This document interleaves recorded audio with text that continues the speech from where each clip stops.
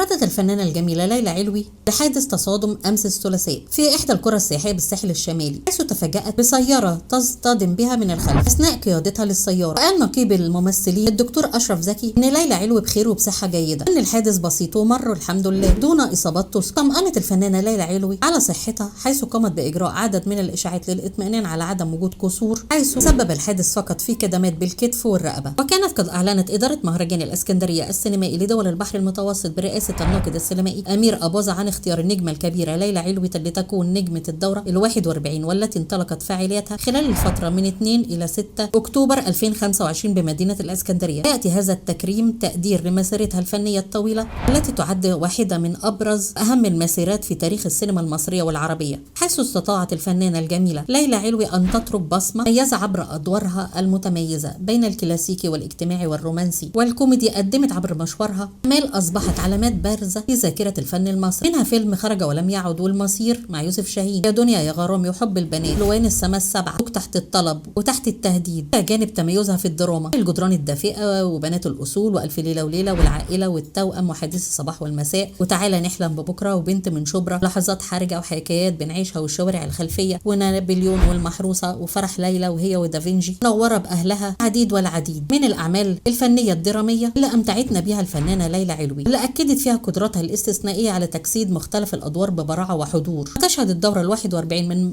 مهرجان احتفالية كبرى تكريم الفنانة والنجمة ليلى علوي، حيث تم إصدار كتاب خاص من مشوارها الفني، وهيعرض لها مجموعة من أفلامها، تنظيم ندوة مفتوحة بحضورها وناقشة تجربتها ومسيرتها أمام الجمهور ومحبي السينما. كتبت الفنانة الجميلة ليلى علوي نجمة السينما والتلفزيون تفاحة السينما.